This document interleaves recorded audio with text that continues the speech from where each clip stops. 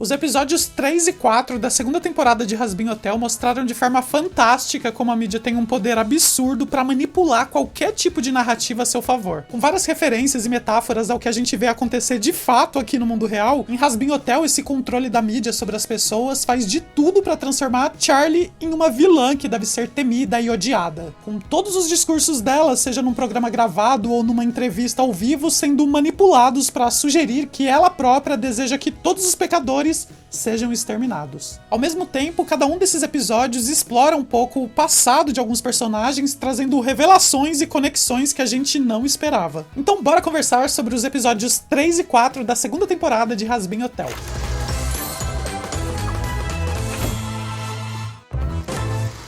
E aí, gente, tudo bem com vocês? Eu sou o Dario Pato e eu enxergo esses dois episódios de Hazbin Hotel, o 3 e o 4 da segunda temporada, quase como se fossem a parte 1 e a parte 2 da mesma trama. Por isso eu acho que até ornou eles serem lançados no mesmo dia. Ambos se passam no inferno e o terceiro episódio começa exatamente no ponto em que o primeiro terminou, com a Charlie surtando depois que a Emily contou pra ela que o Pentious encontrou a redenção. A Charlie, óbvio, sai correndo pra contar pra todo mundo que ela descobriu, mas é difícil pra eles acreditarem nisso. A Veg tem até umas perguntas pertinentes com relação a isso, como por que o portal se fechou tão rápido? Será que depois que o Paraíso descobriu que existe possibilidade de redenção, o extermínio vai acabar? E o mais importante, a Charlie não viu o Pentious, então o que garante que essa revelação da Emily é real? De fato, eles não sabem que o Paraíso tá passando por uma crise, uma barreira tá sendo criada pra ninguém entrar nem sair de lá, e que por hora talvez o dia do extermínio tenha dado uma pausa mesmo, e claro, ninguém viu o Pentious depois da redenção. A Charlie tá acreditando na palavra da Emily. A gente como espectador, de fato, sabe que isso aconteceu, mas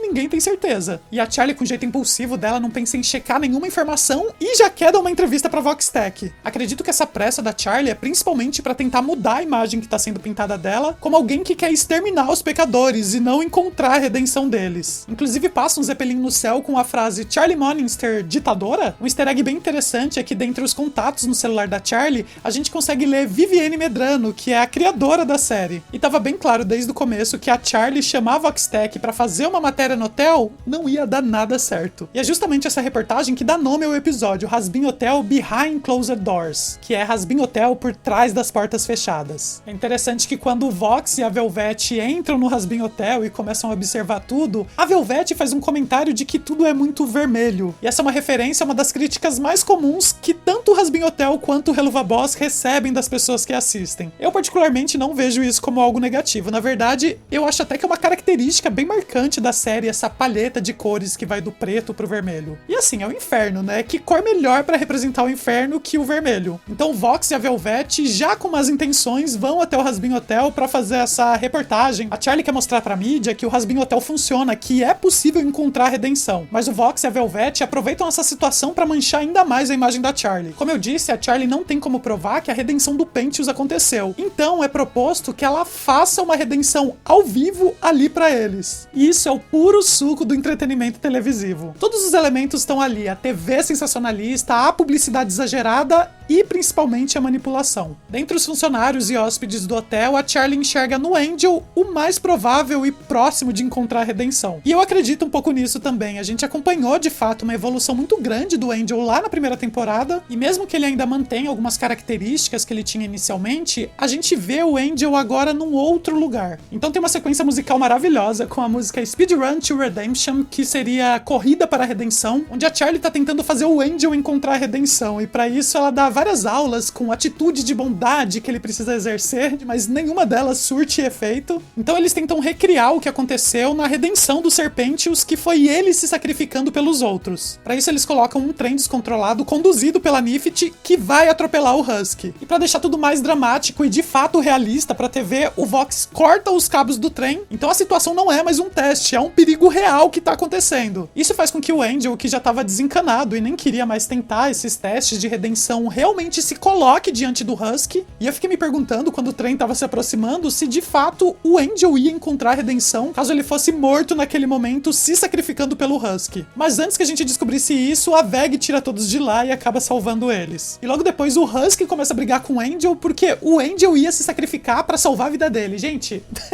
Que coisa! Eu achei que ia ser um momento super amorzinho, super fofo entre os dois, afinal de contas um tava se sacrificando pelos outros, mas não. De todo modo, a Charlie entende que ela tava tentando fazer o Angel encontrar a redenção baseado em como o Serpentius encontrou a redenção. Mas existem os pecados que o Serpentius cometeu e os pecados que o Angel cometeu. E a Charlie percebe que o caminho pra redenção é fazer o pecador agir contra os próprios pecados que ele cometeu pra ir pro inferno. Então cada pecador vai ter um caminho único pra encontrar a redenção. Porém, o Vox revela que, baseado nisso, talvez seja um pouco difícil o Angel encontrar a redenção, porque o pecado que ele cometeu pra ir pro inferno foi ter matado o próprio pai. Que bafão, minha gente! A gente não chegou a ver o motivo que levou o Angel a fazer isso, mas sendo ele um homem gay e provavelmente não sendo aceito pelo pai, dá até pra gente deduzir os motivos pelos quais isso aconteceu. Mas claro, a gente vai precisar de mais detalhes pra chegar numa conclusão definitiva. E claro, com essa revelação exposta, o Angel ficou totalmente abalado, e eu achei fofo que ele foi encontrar conforto na amizade que ele tem com a Cherry Bomb. A Cherry Bomb passou o episódio bem conflituosa com a revelação de que o Serpentius tinha encontrado a redenção, porque até então pra ela o Serpentius tinha morrido e a última interação que ela teve com ele foi aquele beijo. O Husky comenta que o Baxter trabalhou com o Serpentius no passado e isso eu achei bem interessante, e ela no momento de negação, tentando entender o que aconteceu com o Serpentius, é levada a conversar com o Baxter. E na conversa da Cherry Bomb com o Baxter, a gente descobre que ele tá trabalhando pra Voxtech. Então o Baxter conta pra Cherry Bomb sobre a época que ele trabalhava com o Serpentius. Os dois eram parceiros científicos e o Baxter chegou a ajudar o Serpentius a criar os ovinhos. Mas os dois romperam a parceria depois que o Serpentius percebeu a crueldade dos experimentos do Baxter e como ele estava disposto a usar os ovinhos como cobaias. É revelado também que o Baxter era o dono da alma do Zestial durante os dias em que ele e o Serpentius lutavam um contra o outro. E quando o Serpentius vai embora, ele vai atrás da Cherry Bomb por quem ele era obcecado. É quando a gente tem um musical, um dueto entre o Serpentius e a Cherry Bomb, uma música chamada Peace, a Love Song, ou Mijo, uma música de amor. Durante a música a gente tem um vislumbre rápido dos Serpentius do paraíso, é o único momento, na verdade, desses dois episódios em que a gente vê um pouco do paraíso, e os Serpentius e a Cherry Bomb falam nessa música sobre os sentimentos que eles têm um pelo outro, que é basicamente uma mistura de amor e ódio. E a gente vê também durante a música algumas cenas de flashback quando eles brigavam um com o outro. Nesse flashback específico, mostra os dois com seus visuais originais do episódio piloto. E eu achando que o Angel era quem poderia estar mais próximo da redenção, comecei a me perguntar se na verdade não é a Cherry Bomb que tá mais perto de conseguir isso. Agora sim, a Cherry Bomb se tornou uma hóspede oficial do hotel, e eu acredito que até o final da temporada, talvez ela encontre a redenção e assim acabe encontrando os Serpentius no paraíso. Tô torcendo pra que isso aconteça porque eu quero muito que os dois tenham um final feliz. Mas bom, então o Vox e a Velvet finalizam a reportagem no Rasbin Hotel e ela é toda editada e modificada pra fortalecer ainda mais a imagem da Charlie como sendo essa ditadora que quer exterminar todos os pecadores. Então no episódio 4, que se passa uma semana depois dos acontecimentos do episódio 3, a Charlie quer explicar essa desinformação numa entrevista ao vivo na TV, porque ela acredita que assim não vai ter nenhum tipo de edição. Então a Charlie vai pro programa da Kate, o 666 News. Eu achei maravilhosa a forma como a Kate apresentou a Charlie no programa, falando que ela era a filha homossexual do Diabão Gostoso e fundadora do Rasbin Hotel. É muito coisa de TV forçar as características mais polêmicas das pessoas na hora de apresentar elas. Inclusive a Charlie rebate a informação de que ela é homossexual, dizendo que não, que na verdade ela é bissexual. Porque é óbvio, o fato da Charlie estar se relacionando com a Veg, né, duas mulheres se relacionando, faz com que naturalmente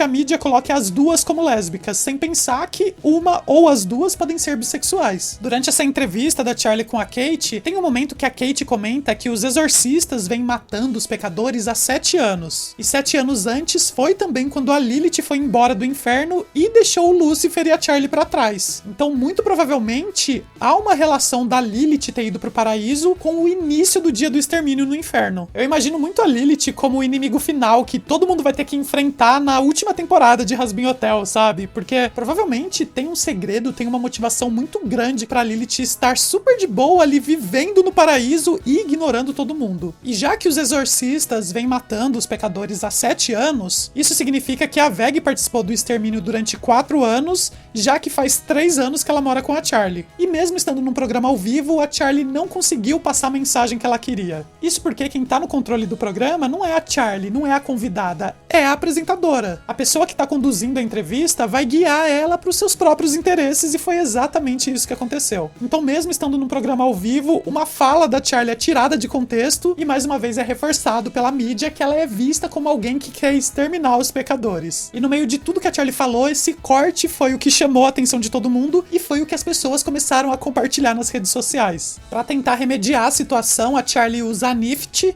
E eu, sinceramente, não entendi porque de todas as pessoas que a Charlie poderia ter levado pra TV, ela foi levar justamente a Nift. E numa música divertidíssima, cantada pela Nift, chamada Clean It Up, né, Limpe Bem. A Nift não entende muito bem o que ela precisa dizer. E, basicamente, ela canta que vai limpar os pecadores como baratas. Então, se a Nift foi levada até a TV pra tentar limpar a barra da Charlie, na verdade, ela sujou ainda mais. É aquilo, né? Quanto mais a Charlie tenta consertar, reverter a situação, mais ela piora. Tem alguns momentos que a gente só precisa ficar quieto e esperar um pouco, né? Quanto mais a gente tenta se justificar, quanto mais a gente tenta consertar, mais a gente complica tudo. Mas talvez a salvação, ou quem sabe só o respiro da Charlie por alguns dias, possa vir das atitudes que o Alastor tomou nesse episódio. Eu tava sentindo o Alastor meio de escanteio nos 3 primeiros episódios, eu até tava me perguntando, gente, cadê o personagem, sabe? Ele não vai fazer nada, vai ficar só observando? Até que chegou o momento dele de brilhar. O Alastor tava sendo zombado pelo Lucifer justamente por ele achar que era o gerente do hotel, mas na verdade quem desempenha essa função é a Veg,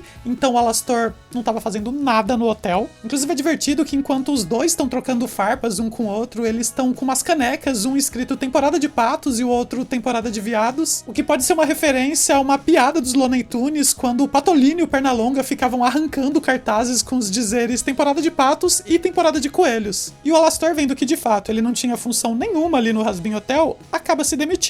Então o Alastor vai visitar a Rosie e através de um flashback a gente conhece um pouco mais do passado dele quando ele ainda estava vivo. A gente vê o Alastor como um humano morando em Nova Orleans e trabalhando numa rádio, fazendo muito sucesso, mas também é revelado que nessa época, quando ele ainda era vivo, o Alastor contatou a Rosie por meio de um ritual e fez um pacto com ela para se tornar o pecador mais poderoso do inferno após a sua morte. A condição é que a Rosie possuísse a sua alma até que ele quitasse a sua dívida, cujos detalhes não foram revelados. Pode ser que isso esteja relacionado a Charlie e ao hotel, porque a Rosie proibiu que o Alastor se demitisse de lá. A gente já sabia que o Alastor tinha um pacto, um acordo com a Rosie, mas agora a gente descobre exatamente qual é esse acordo. Óbvio que ainda faltam algumas informações, mas aqui a gente já entende um pouco melhor como isso aconteceu. A sequência musical Don't You Forget, Não Se Esqueça, fala justamente dessa relação do Alastor com a Rosie e a forma como ele acaba sendo prisioneiro dela, precisando servir a ela por conta desse pacto que ele fez. O Alastor é praticamente um fantoche nas mãos da Rosie. A gente descobre também que a Rosie é o motivo pelo qual o Alastor ficou desaparecido por 7 anos. Tem muitos fatos que aconteceram 7 anos antes dos eventos atuais de Hazbin Hotel. Então, em algum momento, acredito que todos esses elementos vão se juntar em um flashback e alguma grande revelação vai ser mostrada. Além disso, a gente descobre que o Alastor morreu por ter levado um tiro na cabeça quando foi confundido com um cervo. Esse X que o Alastor tem na testa é exatamente o ponto onde ele levou o tiro. Então o Alastor, pensando em uma outra solução, vai encontrar o Vox. E esse encontro acaba virando um duelo entre o Alastor, o Vox, a Velvet e o Valentino, que culmina na chegada da Nift e do Husky para ajudar o Alastor, e vira um grande caos, uma grande batalha. A ferida do Alastor se abre, lembrando que essa ferida que o Alastor tem no peito foi causada por ter sido atingido pela guitarra machada do Adão no final da primeira temporada, e no fim o Alastor propõe fazer um acordo com o Vox. O título do episódio, It's a Deal, o acordo fechado, é justamente sobre o pacto que o Alastor fez anteriormente com a Rosie e agora está fazendo com o Vox. Nesse acordo que o Alastor faz com o Vox, ele se torna seu prisioneiro em troca dele deixar os seus amigos e a Charlie em paz. É algo muito grande que o Alastor está propondo em troca de defender os seus amigos. Apesar do Alastor almejar o poder, almejar ser esse grande demônio do inferno, ele tem amizades, ele tem pessoas com as quais ele se importa. Ou que pelo menos façam de alguma forma parte do acordo que ele tem com a Rosie e que a gente não sabe exatamente o que é. Então, já prisioneiro, o Alastor é obrigado a ver o Vox fazendo sexo com o Valentino. Acredito que para muitas pessoas isso não é nem um pouco próximo de um castigo, né, mas... Então a gente vê um flashback do Vox e do Alastor já no inferno, mas muitos anos atrás, 70 anos atrás, e a gente descobre que eles já chegaram perto de se tornar amigos. O Vox como o demônio da TV, e naquela época uma TV de tubo ainda, e não essa TV plana que ele é agora, eu achei esse detalhe maravilhoso. propõe trabalhar junto com Alastor, o demônio do rádio, a quem ele tem grande admiração. Essa relação é muito interessante, da TV conversando com o rádio, como uma foi inspiradora pra outra, e como um esnoba o outro. O Alastor esnoba o Vox e não quer trabalhar com ele. O Vox queria trabalhar junto com o Alastor pra eles se tornarem parceiros e juntos dominarem o inferno, mas o Alastor recusou. E é justamente o ponto onde começa a rivalidade dos dois, quando o Alastor não quis trabalhar com o Vox, o que acabou não só decepcionando ele, como também partindo seu coração, porque o Vox aparentemente tinha uma queda pelo Alastor. Então volta a música Don't You Forget, não se esqueça, agora uma reprise dela, sobre o fato agora do Alastor estar servindo o Vox. E é uma relação que eu tô muito curioso pra ver como vai se desenrolar a partir de agora. O Vox tem a Velvet e o Valentino que estão ao lado dele, né, que são os Vis, e os três têm esse poder, têm essa influência sobre o inferno, mas fica claro pelo flashback, por essa discussão que o Vox teve com o Alastor, que é o lado do Alastor que o Vox queria estar desde sempre. E aí, gente, o que vocês acharam desse episódio? A gente chegou no meio da temporada, são 8 episódios na temporada, então temos mais 2 semanas, mais 4 episódios até a temporada acabar. Eu vou deixar aqui no final um link pro vídeo onde eu falo do primeiro e segundo episódio dessa segunda temporada de Hazbin Hotel pra quem ainda não assistiu, e para os vídeos de review que eu tô fazendo da segunda temporada de Fiona e Cake. Tem mais o que dizer? Não tem mais o que dizer, nos vemos então num próximo vídeo. Beijo do Pato e tchau!